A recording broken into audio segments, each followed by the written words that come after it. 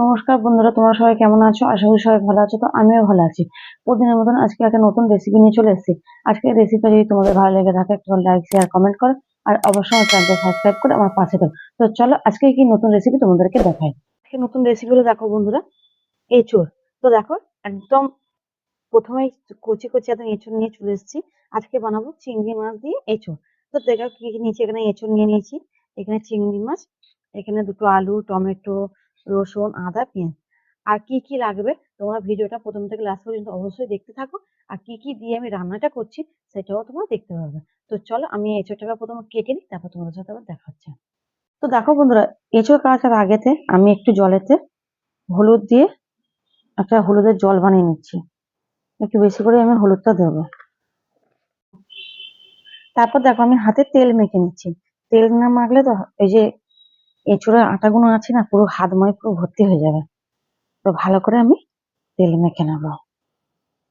তো দেখো বন্ধুরা, একটা এঁচোড় নিয়ে নিয়েছি। এবার কিভাবে কাটবো দেখো।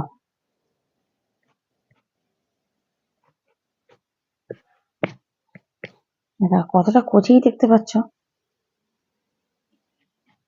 আর কত আটা দেখো। তো চলো এবার কিভাবে কাটবো দেখো।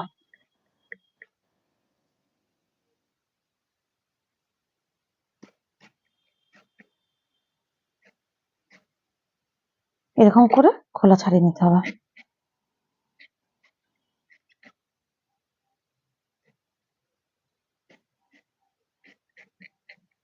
দেখো বন্ধুরা, এবার এই যে মধ্যখানে সাদা অংশটা আছে, এটা দেখো কেটে বাদ দেবো। তো দেখো কেটে বাদ দিয়ে দিয়েছি। এবার আমি এইভাবে পিস করে নেবো। তো চলো এইভাবে আমি এঁচোড়গুলো সব কেটে নিই, তারপর তোমাদের সাথে আবার দেখা হবে।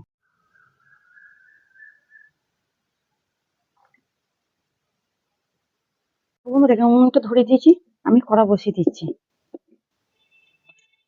আর এখানে দেখো যে এঁচোড়গুলো কেটে রেখেছি, এবার দিয়ে দেবো। প্রথম এঁচোড়টাকে আমি ভালো করে ভাপিয়ে নেব। হলুদ দিয়েছি পরিমাণ মতন, এবার দেখো নুনও দিয়ে দেবো।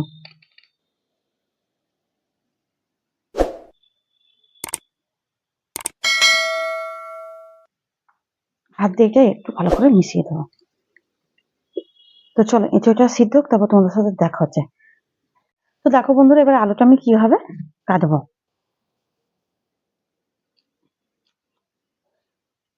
তো প্রথমে এরকম ফালি করে নেবো, নিয়ে এরকম দেবো। দেখো একটু বড় বড় করেই কাটছি দেখো, আর গোল গোল করে। তো দেখো বন্ধুরা, এখানে কি সুন্দর আমার এইটা ভাপানো হয়ে গেছে, তোমরা দেখতেই পাচ্ছ। তো চলো আমি এবার নামিয়ে নেবো।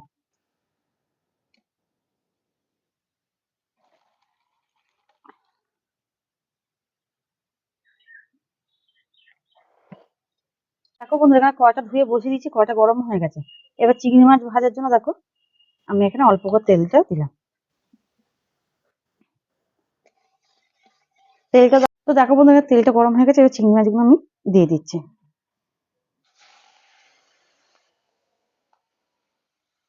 মাছটা ভালো করে ভেজে নিই, তারপর তোমাদের সাথে আবার দেখা হচ্ছে। তো দেখো বন্ধুরা, এখানে চিংড়ি মাছটা ভাজা হয়ে গেছে, আমি এবার তুলে নেবো।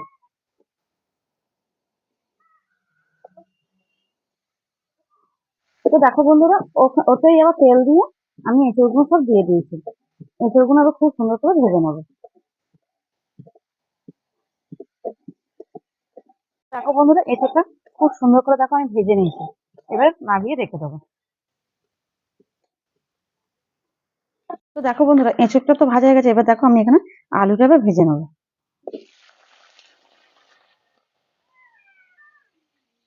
দেখো বন্ধুরা, এখানে আলুটা আমার ভাজা হয়ে গেছে, এবার আমি আলুগুলো তুলে নেবো।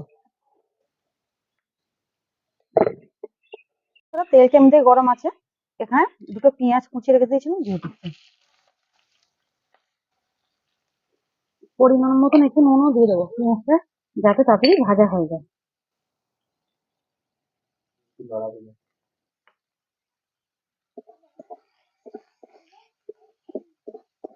দেখো বন্ধুরা, এখানে পেঁয়াজটা ভাজা হয়ে গেছে, এবার এখানে আমি রসুন বাটাটা দিয়ে দিচ্ছি।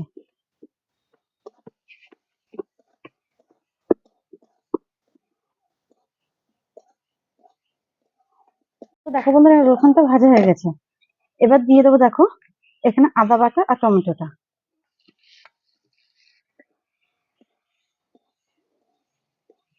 আদাটা একটু হালকা করে ভাজবো, কেন আদাটা বেশি ভাজলে মশলাটা তিতো হয়ে যাবে।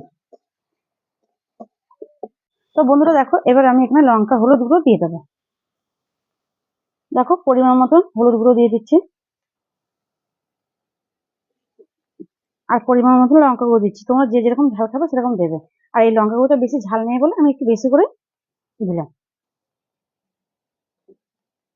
এবার অল্প করে একটু আমি জল দেবো।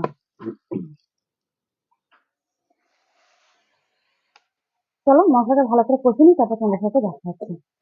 তোমার মশলাটা তেল ছেড়ে দিয়েছে, এবার আমি এখানে এঁচোড়টা আর আলুটা দিয়ে দিচ্ছি।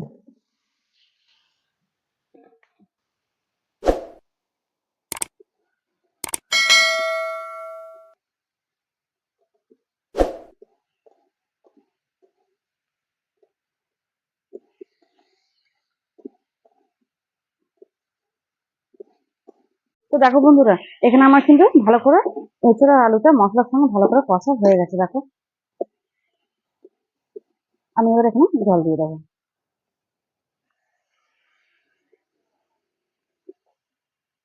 তো দেখো বন্ধুরা এখানে আমি জলটা দিয়ে দিয়েছি, আর পরিমাণ মতো নুনও দিয়ে দিয়েছি। নুন এখানে লাগবে না। তো চল তরকারিটা হোক, তারপর তোমাদের সাথে আবার দেখা হচ্ছে। তো দেখো বন্ধুরা এখানে আমার তরকারিটা কত সুন্দর হয়েছে, দেখো কি সুন্দর একটা বাস। তো দেখো বন্ধুরা এখানে তরকারিটা আমার হয়ে এসেছে, আর এখানে দেখো আলুটাও কিছুটা হলো সিদ্ধ হয়ে গেছে। এঁচোড়টাও দেখো সিদ্ধ হয়ে গেছে কিছুটা। তো চলো এবার আমি এখানে চিংড়ি মাছগুলো দিয়ে দেবো।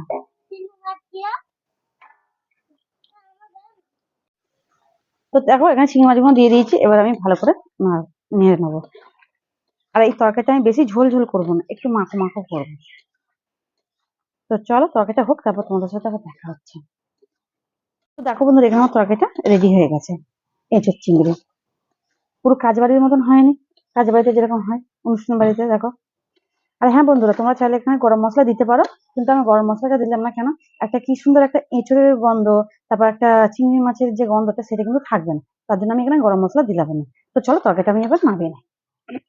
আর এরকম দেখো মাখো মাখো হবে। বন্ধুরা এঁচোড় চিংড়ির রেসিপিটা আজকে কেমন লেগেছে অবশ্যই তোমার কমেন্ট করে জানাও। তো দেখো কত সুন্দর হয়েছে, দেখো গরম ভাতটা একদম পুরো জমে যাবে। তো আজকের রেসিপিটা যদি তোমাদের ভালো লেগে থাকে একটা লাইক শেয়ার কমেন্ট করো, আর অবশ্যই আমার চ্যানেলটা সাবস্ক্রাইব করে আমার পাশে থাকো। তো চলো আজকের মতন টাটা।